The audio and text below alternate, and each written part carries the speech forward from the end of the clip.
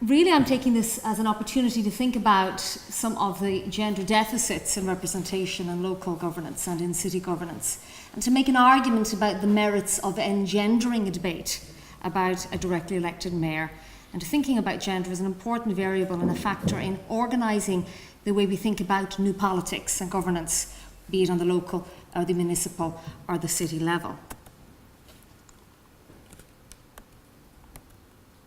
Here we have a number of recently elected female mayors and a candidate for the mayorship in London. Sophie Walker is here asking what her ideas for London are about, and Sophie Walker is the leader of the Women's Equality Party in the UK, a relatively new party that's established.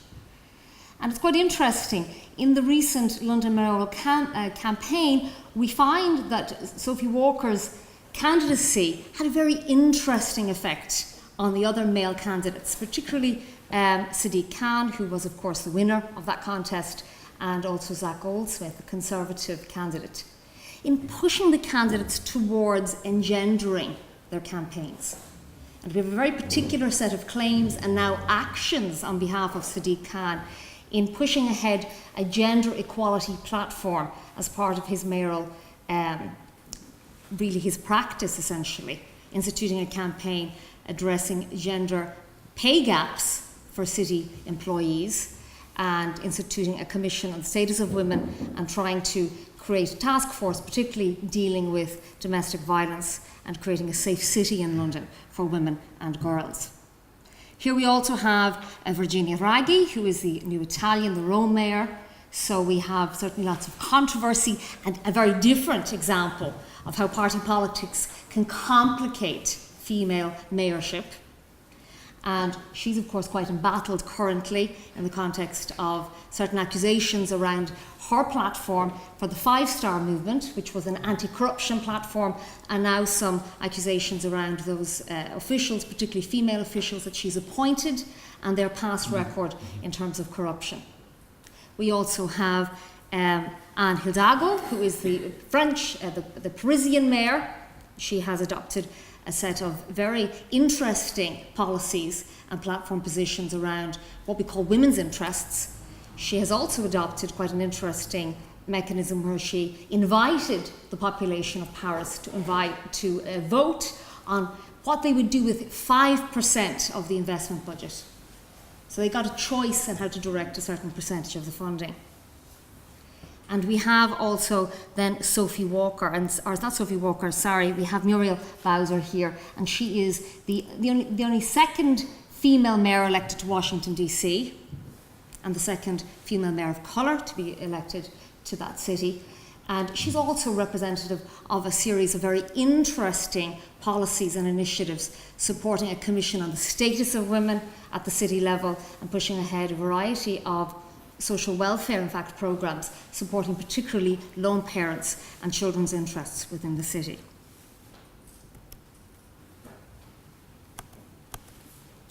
Now, there's a lot of text here, so I'm just going to skirt through some of this. Now, there are lots of arguments, some of them intellectual, some of them normative, about why we might engender a debate on urban and local governance. We know in empirical terms that women are better represented at the local level, what is often considered in the literature as the municipal advantage for women. Women like local governance. Why? Because they're involved in the community and voluntary sector more often than men, because these are issues that are related directly to their everyday lives. Some of these debates are quite patronising, they're very essentialist, they're very reductionist around women's role and political agency. But we also know that while women may be better represented at the local level, of course, we know they remain a minority at all levels of government. Now, in a fundamental way, of course, we know that men and women participate and experience the city and local government in different ways, particularly in the ways in which we all understand prevailing constructions of gender expectations, gendered institutions themselves constrain women's access to social, economic, and thus, of course, political resources of the city. Now, there are lots of debates about why, if you increase the representation of women within city governance or at the local level, you get better outcomes in terms of dealing with the challenges more generally of social and economic diversity. You also, of course, allow for a recognition of the diversity of women and their specific gendered interests. And that's a big debate within politics. Do men and women have overlapping interests? Do they have distinctive gender interests? And many people would argue that there are a distinctive set of gender interests that we can associate with women because of their common sets of responsibilities and roles. Women then also have different priorities, and we have some very fine work on women in transport and efforts to do a gender audit of transport services that reveal that women have very different experiences of transport and different needs with regard to transport use. Now, why are we interested in a gendered approach, particularly to the issue perhaps of a directly elected mayor for Dublin? Well, really there are two principal objectives here intellectually. One is to think about women's participation in urban development, and there's a vast literature that looks at the developing world in this context, and also to foster gender awareness and competence among both women and men in the political arena and planning practice. Here really underlining what we already know, and there's a strong evidence base to support, and that is the promotion of gender equality is most impactful when it's built into the budget and pre-planning stages of policy, and these things can be enacted and articulated very coherently and perhaps convincingly within a municipal and a city-based structure. There are also, of course, arguments that I've just alluded to that decision-making improves when gender parity exists. And this is also a contentious debate, whether you're increasing the descriptive representation of women in these spaces will improve levels of accountability, will push away the impulse towards groupthink, and will create better governance, essentially. Fundamentally here for me in this talk today, this is about trying to make sense of whether if we did elect a female mayor, or simply use debates around a new politics for local governance as a way of thinking about improving the representation of women generally at the local and city level, would we then deliver some substantive representation for women? Would we deliver on women's interests in that sense? So what do we know? We know things have changed. Ceilings have broken, but the walls still stand when we think about the descriptive representation of women. And we have the statistics here. I won't rehearse them again. I think everybody has a good sense that women have a very minor role, unfortunately, in most levels of governance, particularly at the local level, even with the increase in the 2014 local elections. We also know there's a gender deficit in local administration. Fiona Tierney, the CEO of the Public Administration Service, she looked at this in quite a lot of detail recently. We know about 60% overall of the staff are female, but they make up about a third of senior management. And here we also have, leaning a little bit on the work of Fiona Buckley and her co-author down in Cork, we know that in many ways, we look at the senior management of local administration, we have a problem, we have a strong gender deficit. And we know the factors, they're well rehearsed in other venues, I won't go through them again. They're often called the 5 C's, childcare, cash, confidence, culture, candidate selection, constituency, workload for elected representatives. And for those in local administration, this is about institutional legacies of the marriage bar, certain forms of constitutional settlement around gender, norms, assumptions, unconscious gender bias, and of course workplace and educational segregation in vertical and horizontal terms, which tend to create these forms of division and segregation according to gender. We also know from work, and I'm going to just give a very brief mention to this, that the Women's Council have done quite a lot of nice work recently talking to women about their interactions in local governance across the country. Lots of focus groups and surveys and interviews. And they also have mapped the gender deficits across the LCDCs and looking at the SPC structures as well.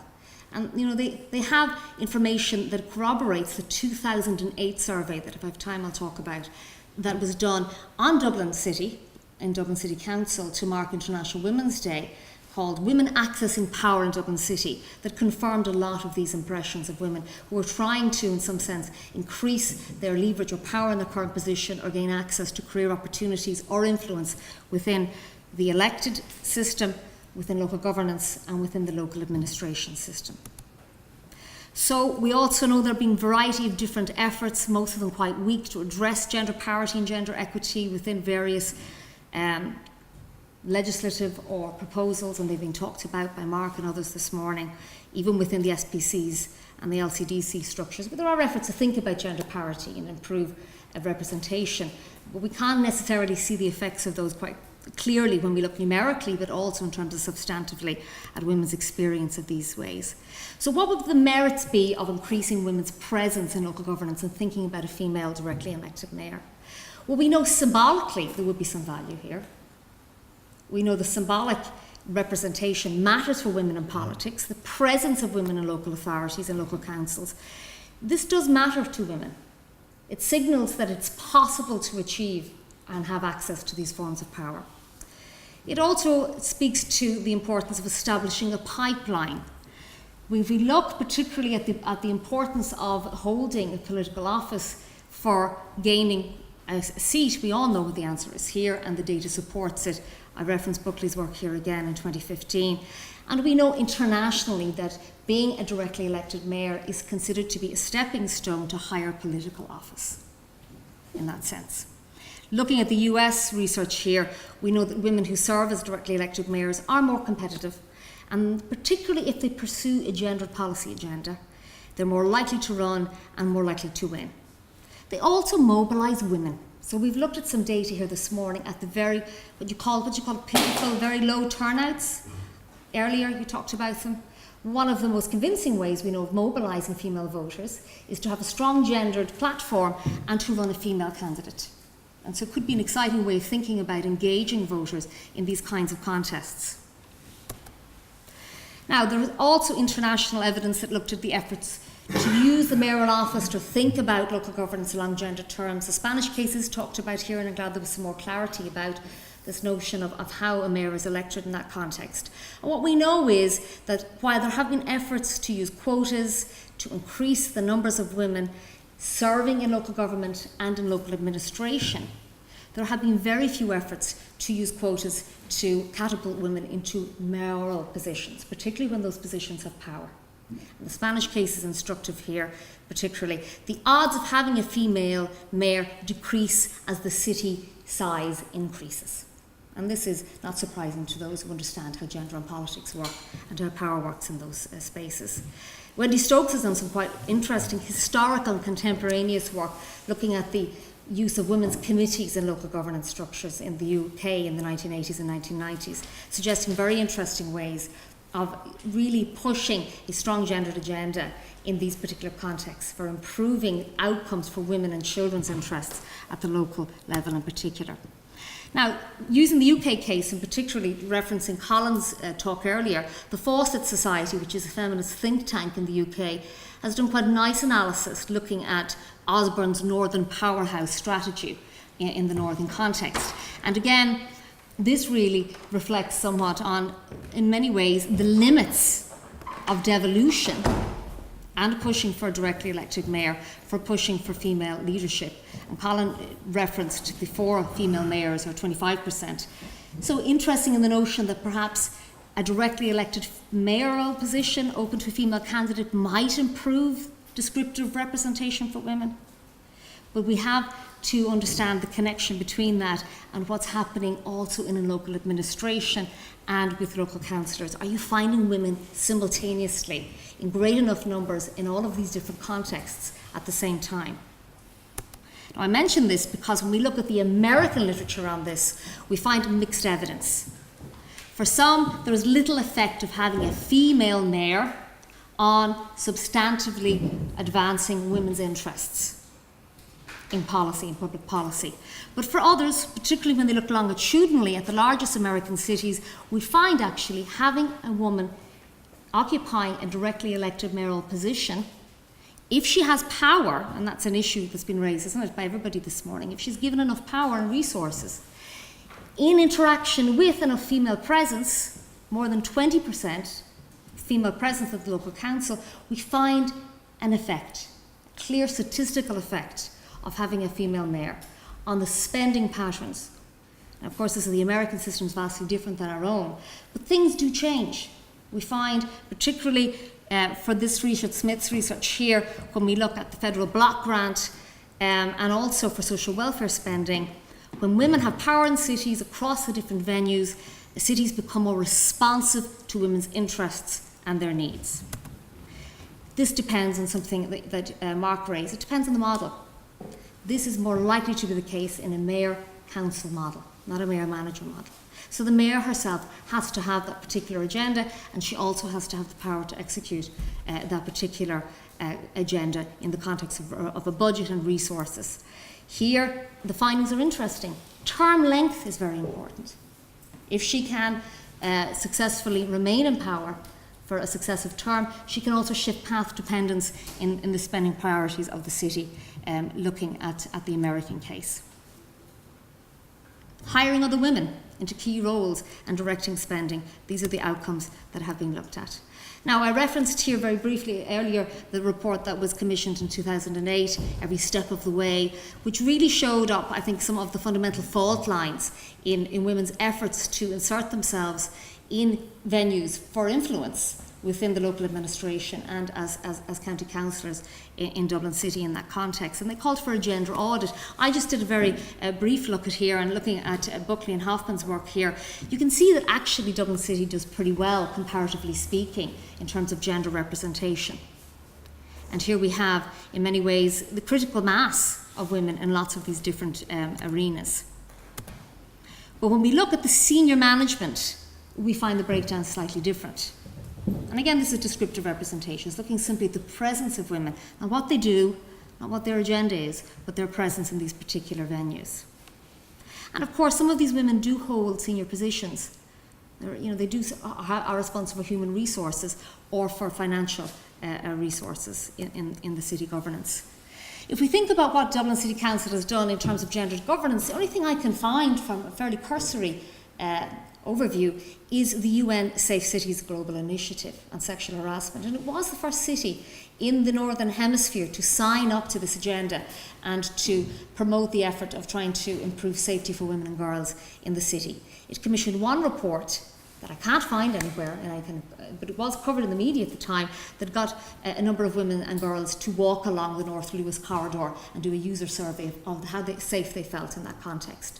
I can't find any visible evidence of any policy or planning that used that report, but that was an indication of an actual specific gendered effort to use the city as a venue to talk about gender equality and to push ahead and think about these issues. Apart from that, of course, what we do find in Dublin City Council is quite a lot of effort to talk about integration and inclusion and interculturalism. And that's where most progress seems to have been made in terms of diversity in that context, rather than gender equality per se. Would a directly elected mayor make a difference for gender equality? We've heard the arguments rehearsed here already: increased accountability, improved coherence, attracting investment, legitimacy, inspiring more civic involvement, empowering individual councillors.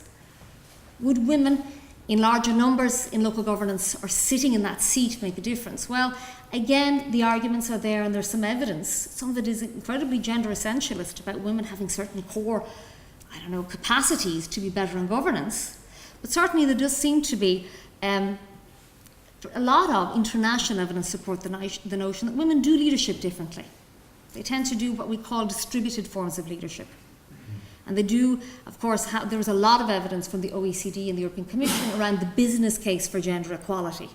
The notion that economic investment does improve when you have gender parity in your boardrooms. Would that matter if we had more female presence in the mayoral position as well, and that position had power?